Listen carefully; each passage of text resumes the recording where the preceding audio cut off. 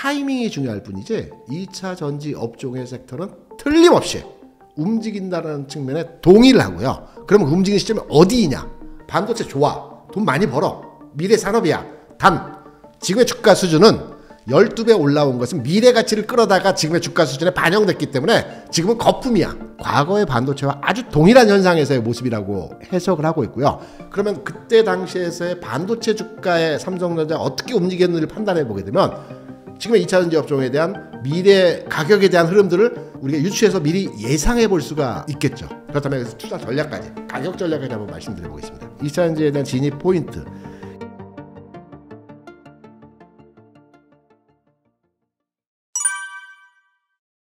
다시 갑니다. 왜냐하면 제가 이제 경험이 많다라는 말씀을 드렸잖아요. 시장에서 핫했던 종목들 있지 않습니까? 그러니까 시장을 지배하고 시장의 중심에 들어왔던 종목들, 이러한 종목들, 특히 2차 전지가 하나의 종목이 아니고요, 하나의 그 섹터로의 움직임이 진행되었다라고 보는데 이러한 종목들 한 번에 꺾이지 않습니다. 그리고 2차 전지에 대해서는 누구나 다 동의하고 있는 것이 차세대, 그러니까 향후에 국내 그 산업에 있어서 그 캐시카우, 돈을 향후에도 계속 벌어 들일 수 있는 산업군이라고 많이 생각을 하고 있지 않습니까? 저도 거기에 동의를 하고 있습니다. 그렇다고 본다면 타이밍이 중요할 뿐이지 2차 전지 업종의 섹터는 틀림없이 움직인다는 측면에 동의를 하고요. 그러면 움직이는 시점이 어디이냐? 라는 부분 궁금하시죠? 궁금하죠. 주시장은 과거 원리와 구조를 알게 되면 앞으로의 진행 방향에 대해서 예측하는 것이 그렇게 어렵지 않습니다. 그런데 우리가 항상 실패하는 이유는 시장의 모니터만을 바라보고 시세만을 쫓아다니기 때문에 실패하는 경우들이 많거든요. 우리가 주식을 투자할 때 첫 번째로 이제 제가 이제 감히 조언의 말씀을 드리면 시장의 얼개를 먼저 그려 가시기 바랍니다. 얼개를 짜놓고요. 그러니까 얼개라는 게 큰 구조죠. 제가 아까 1, 2, 3월에 대한 시장 얼개를 짜드렸는데 시장의 또는 섹터의 종목의 흐름을 한번 판단을 하셔서 조금은 급하지 않게 이번 달은 조정, 다음 달은 상승 뭐 이런 형태라고 한다면 단기 하루하루의 시세 흐름에 쫓아가기보다는 그 종목에 대한 어떤 패션, 이 롤링 과정을 쫓아가는 측면으로의 운용을 하시는 게 수익률을 만들어낼 수 있는 방법이라고 볼 수가 있겠고요. 제가 2차 전지는 이렇게 한번 접근을 한번 해드려 보겠습니다. 제가 이제 기존에 설명드리는 내용들이 반도체와 유사한 형태에서의 산업군 모양을 가지고 있다라는 말씀드렸습니다. 제 기억으로 이제 2차 전지 업종에 대한 반도체로에 대입해서 설명을 드리게 되면 제가 이제 주식에 오래 있었다 보니까 2000년 초반에 삼성전자 그리고 우리나라의 반도체 산업이 지금의 2차 전지와 너무나도 똑같습니다. 그 당시에도 반도체 그래 미래 산업인 것은 알겠어. 돈을 벌 수 있다라는 것도 동의해. 하지만 그 당시에 삼성전자, 그러니까 2000년 초반에 삼성전자가 600원, 700원이었거든요. 액분 이전 가격으로 600원, 700원에서 8,000원까지 주가가 올라갔습니다. 계속해서 올라갔어요. 12배 정도가 올라갔죠. 8,000원에 주가가 갔을 때 사람들의 생각들이 뭐냐면, 또 시장에서 얘기가 나오는 것들이 뭐냐면, 반도체 좋아. 돈 많이 벌어. 미래 산업이야. 단 지금의 주가 수준은 12배 올라온 것은 미래 가치를 끌어다가 지금의 주가 수준에 반영됐기 때문에 지금은 거품이야. 이게 2000년 초중반의 반도체에 대한 시장에서의 대답이었습니다. 조정받았죠. 그 흐름에서 조정받기 때문에 관련한 내용들에 대한 부정적 의견들이 시장에 나왔던 겁니다. 8,000원이었던 주가가 6,000원, 7,000원 근처까지 주가 하락을 보여줬어요. 거봐. 빠지잖아. 이거 거품이 너무 심했던 거야. 라고 사람들이 많이 얘기를 했어요. 그리고 나서 사람들의 관심도에서 좀 멀어지는 흐름이 지나고 나서 6, 7천원 수준에서 지금의 7만원까지 온 겁니다. 지금의 8만원까지 온 겁니다. 이 흐름은 여러분이 너무 잘 아실 겁니다. 그래서 2차 전지 업종도 미래 산업에 대한 전망치는 과거의 반도체와 아주 동일한 현상에서의 모습이라고 해석을 하고 있고요. 그러면 그때 당시에서의 반도체 주가의 삼성전자가 어떻게 움직였는지를 판단해 보게 되면 지금의 2차 전지 업종에 대한 미래 가격에 대한 흐름들을 우리가 유추해서 미리 예상해 볼 수가 있겠죠. 그래서 관련한 내용을 한번 준비를 해봤습니다. 지금 그림을 보시게 되면 삼성전자 월봉이고요. 에코프로의 월봉입니다. 지금 해당 시점에서의 월봉 기준은 아니고요. 지난 12월 지점에서의 월봉 기준입니다. 삼성전자가 바닥 대비해서 12배 상승을 하는 과정에서 논란이 많았습니다. 여기에서. 그리고 주가 빠졌죠. 거봐. 빠지잖아.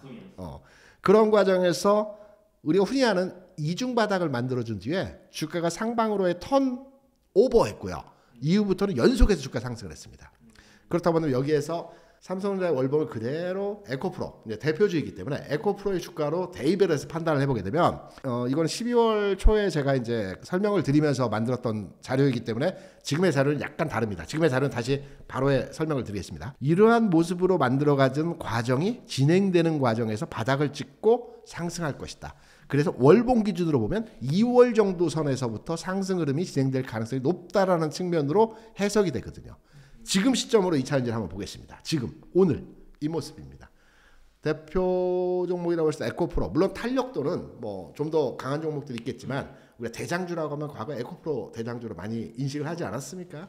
그래서 에코프로를 보게 되면 에코프로의 지금 앞서 보여드렸던 그림과 지금 보시는 그림은 현 시점에서의 그림이죠. 1월 2일 기준으로 해서 오늘 종가 흐름까지의 모습이 만들어지고 있는 과정입니다. 두 번의 바닥이 만들어지죠. 앞서 삼성전자는 과거의 주가 흐름이 조금은 롱텀한 흐름들이었습니다. 상한폭도 작았고요. 주가 변동폭 또한 과거에는 좀 느슨하게 여유있게 움직였거든요. 지금은 주가가 굉장히 호흡이 빨라졌습니다. 그래서 과거 흐름의 기간차를 그대로 동일하게 적용시키는 것보다는 그 흐름만을 가지고 우리가 해석을 한다는 측면으로 이해하셔야 될 것 같고요. 에코프로는 바닥점에서 지금 두 번의 바닥을 만들어가는 과정입니다. 그렇다면 여기서 투자 전략까지, 가격 전략까지 한번 말씀드려 보겠습니다. 2차전지에 대한 진입 포인트.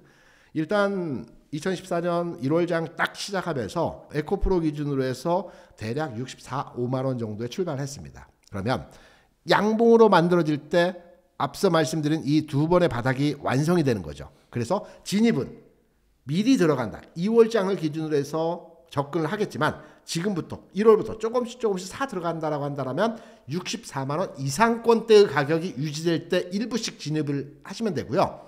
두 번째, 이 가격의 흐름을 돌파하게 되면 전환의 흐름으로 확인됐다라고 하는 가격은 73만 원입니다.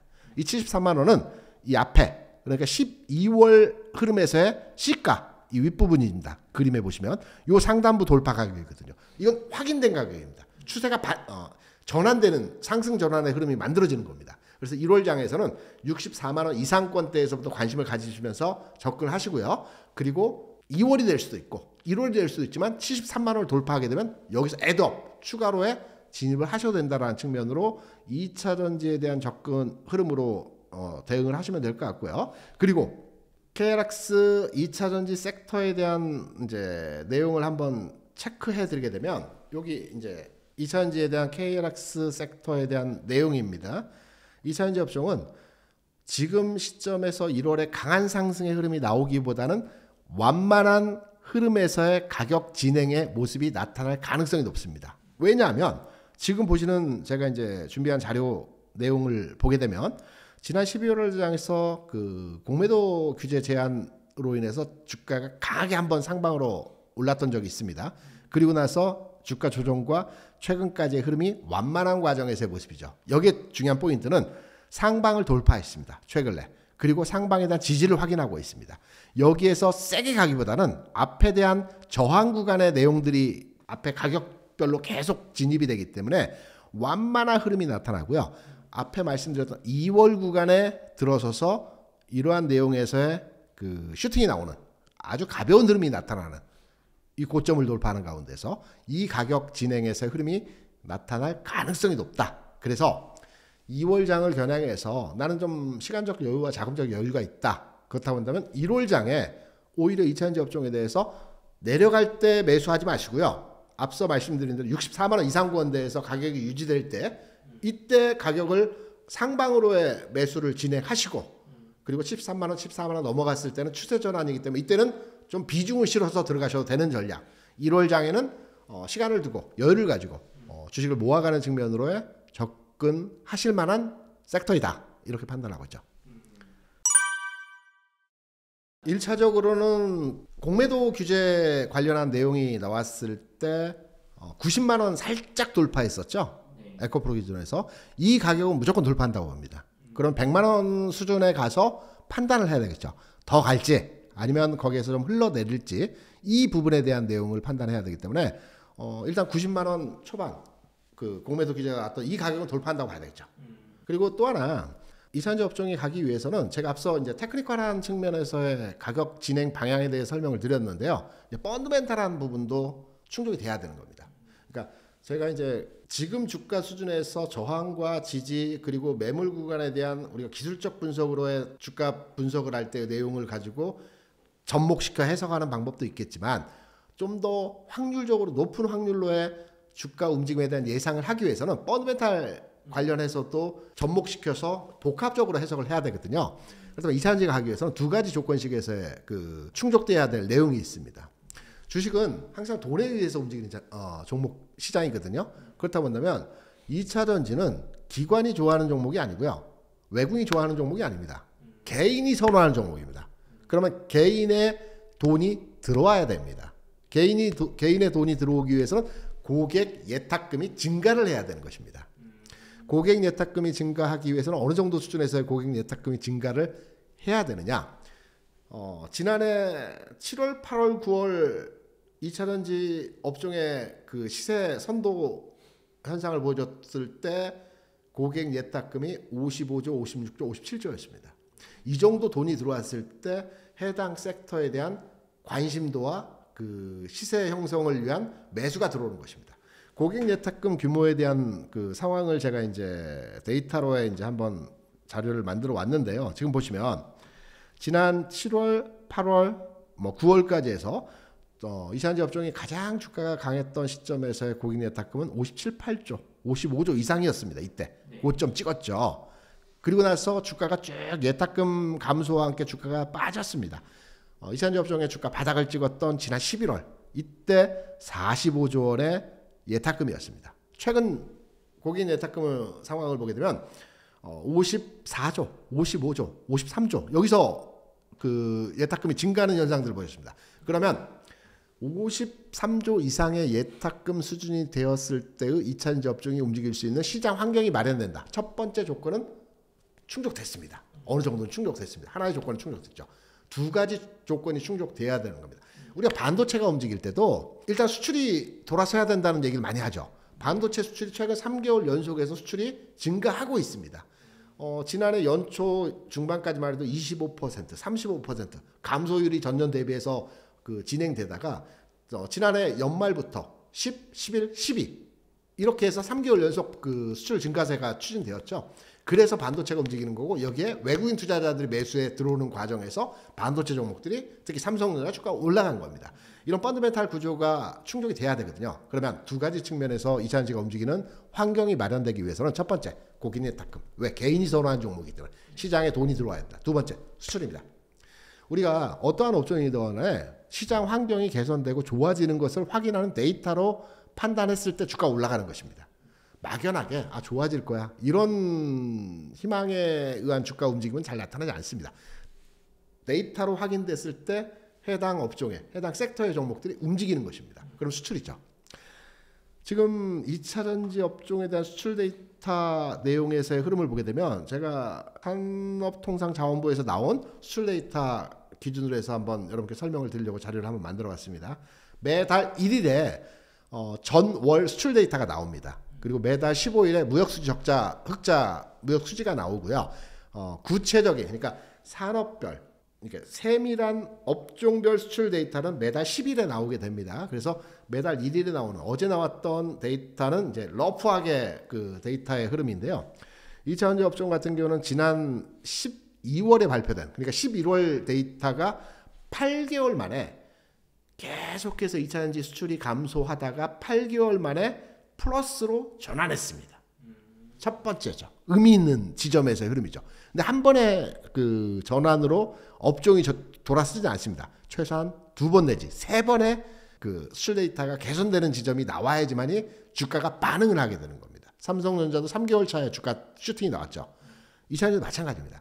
두 달, 세 달 차에 주가 움직이게 되는 겁니다. 그러면 지금 보시는 그림에서도 아시다시피 12월 데이터, 11월 데이터 그 수출이 8개월만 증가세 보여줬고요. 그리고 1월에 나왔던 12월 수출을 보게 되면 보합이었습니다.